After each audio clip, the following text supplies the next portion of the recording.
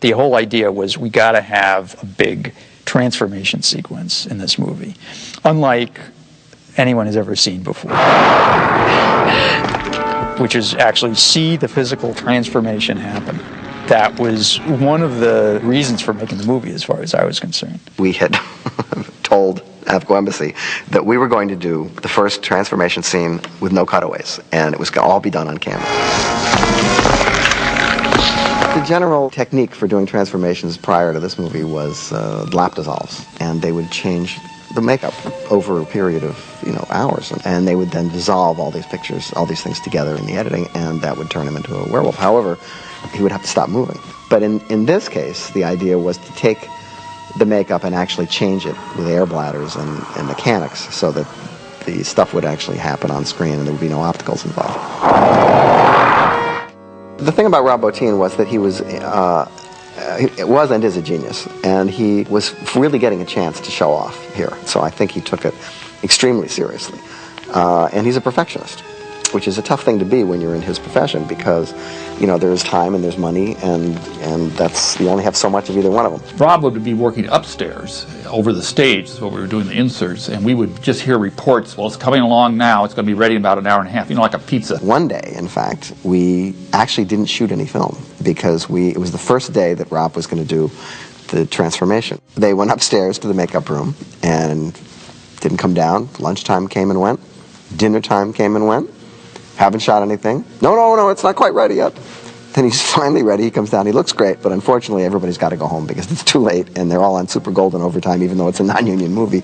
And we had to wait until the next day. I'd heard rumors about what was new about this makeup, the sort of bladder effect, that they glued little airbags to your skin and then basically put a copy of your own skin, in other words, a latex mask that had been molded on your own face, over the little bags. Well, I didn't know that the bags would be condoms.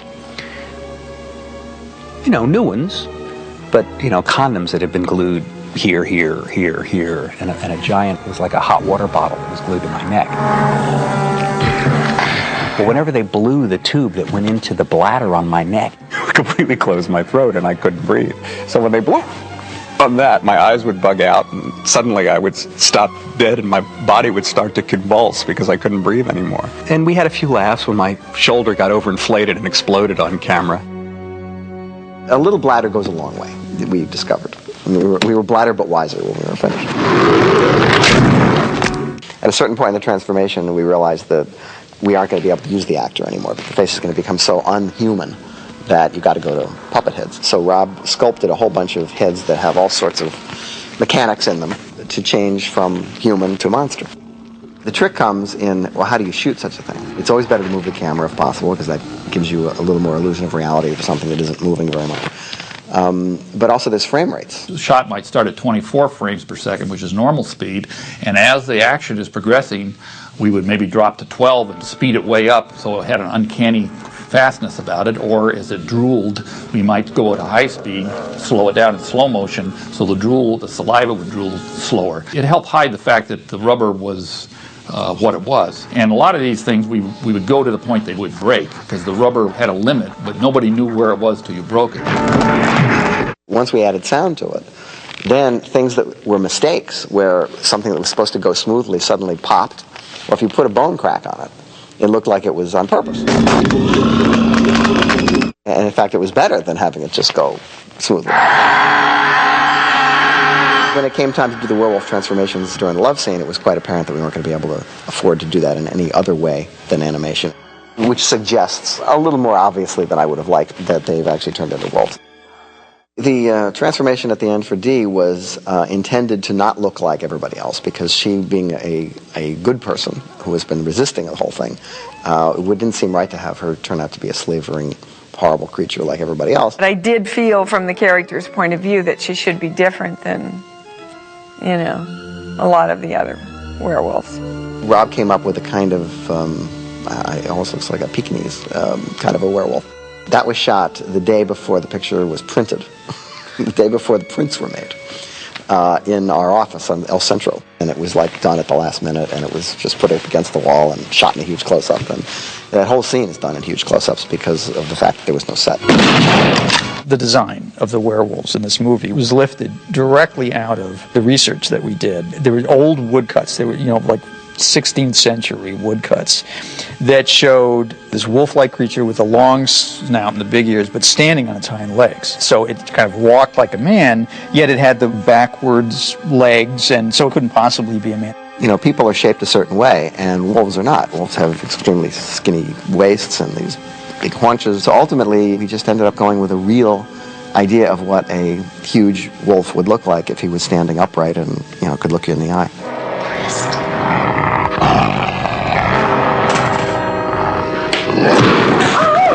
When we actually shot The Howling, the werewolves were not finished. So we didn't even really know what it was going to look like, how big it was. Rob Bottin didn't have a lot of money to build all the werewolf stuff. So basically what he built is he built hands, and he built werewolf heads, and they look great, but they only went to here.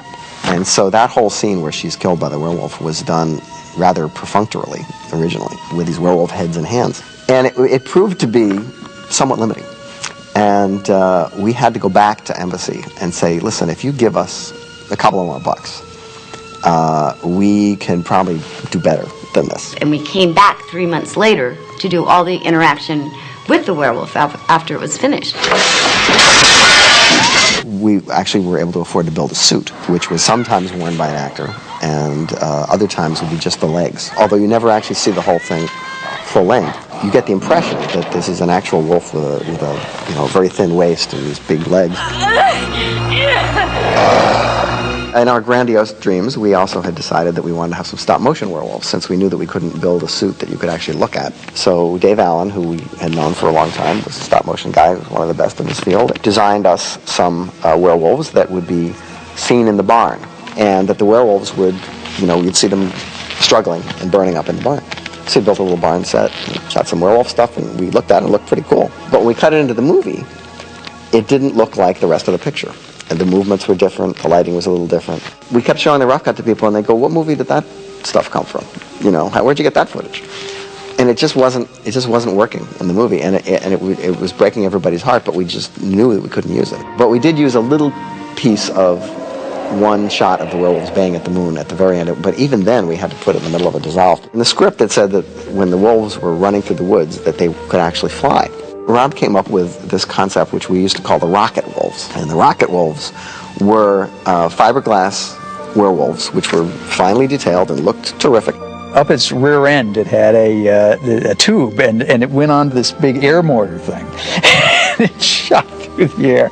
And the only problem was, which you couldn't see when you were shooting it, is that it left a contrail coming out of its rear end. So on film, it looks like it's jet propelled literally out of its ass, and we weren't able to use it. It was really a process of discovery for all of us.